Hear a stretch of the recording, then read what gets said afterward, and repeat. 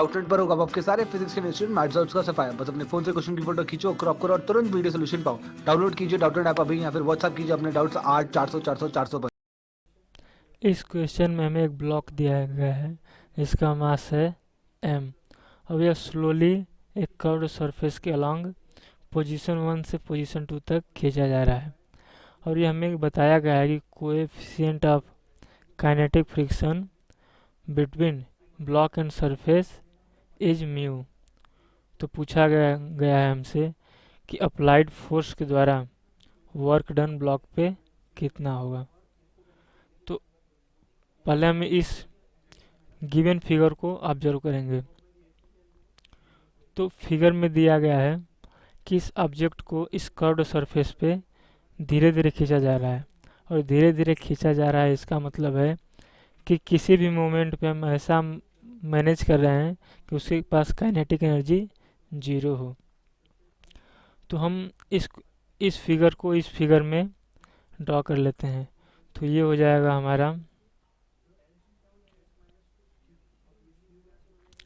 इस फिगर में हम इस ब्लॉक का फ्री बॉडी डायग्राम चेक करते हैं।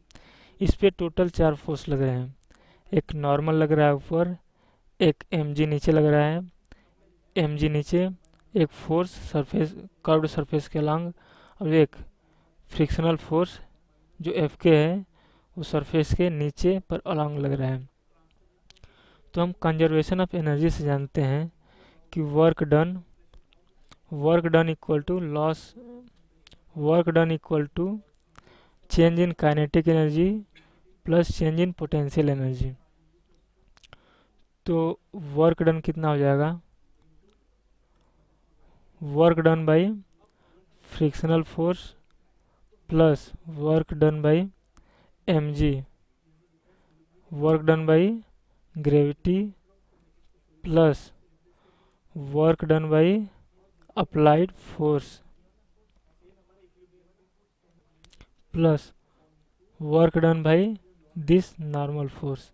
तो हो जाएगा हमारा ये डब्ल्यू n equal to change in kinetic energy delta के, चेंज इन काइनेटिक एनर्जी। लेकिन इस क्वेश्चन में कहा गया है कि हम इस ब्लॉक को धीरे धीरे खींच रहे हैं, यानी इसका चेंज इन काइनेटिक एनर्जी किसी पॉइंट पे जीरो है। तो हम इसको लिख सकते हैं दिस इक्वल टू जीरो। अब हम ये ऑब्जर्व करेंगे कि ये एन ऊपर लग रहा है और ये इसका डिस्प्लेसमेंट इस डायरेक्शन में हो रहा है।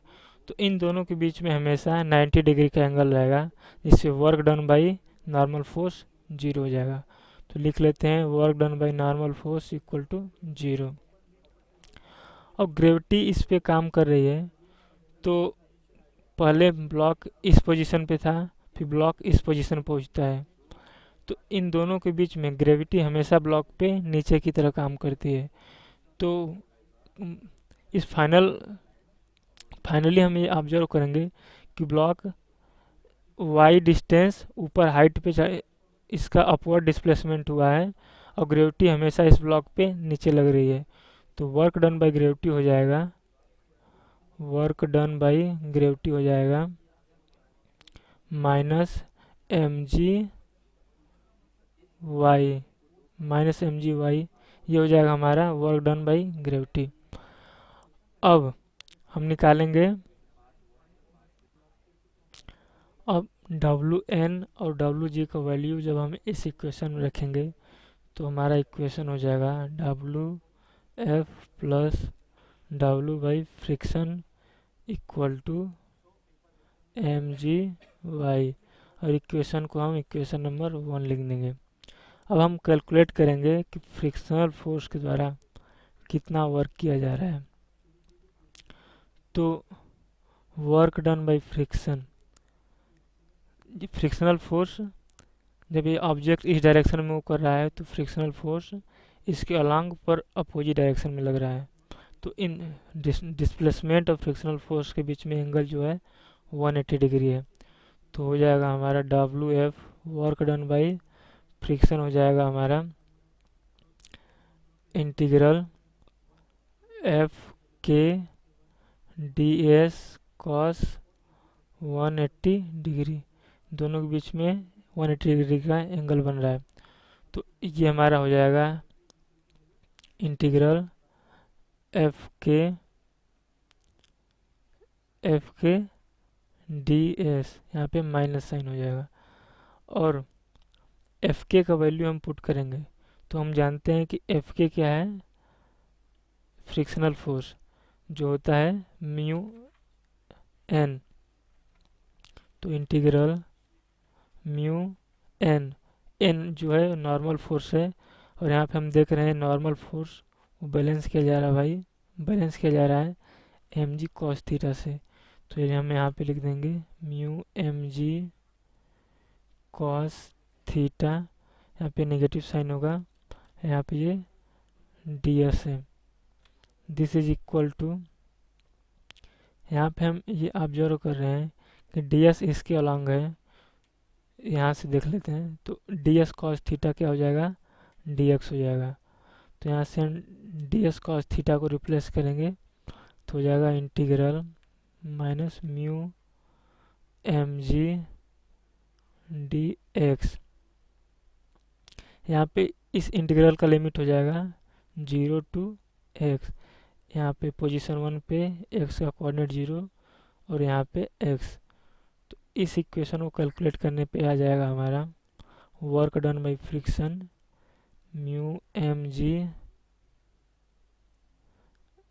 एक्स, यहाँ पे ये नेगेटिव साइन हो जाएगा हमारा।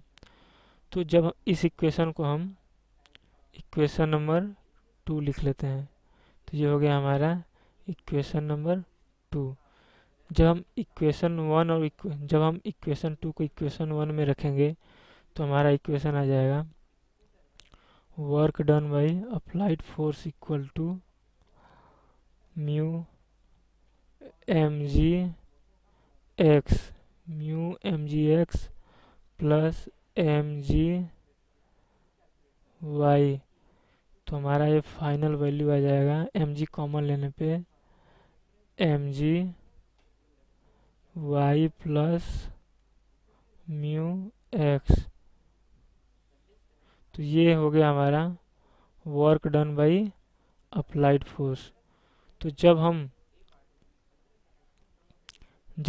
ऑब्जेक्ट को, जब हम बॉडी को पोजीशन 1 से पोजीशन 2 पे ले जाएंगे, पोजीशन 1 टू पोजीशन 2 ले जाएंगे, तो work done by applied force हो जाएगा एम जी वाई प्लस म्यू एक्स।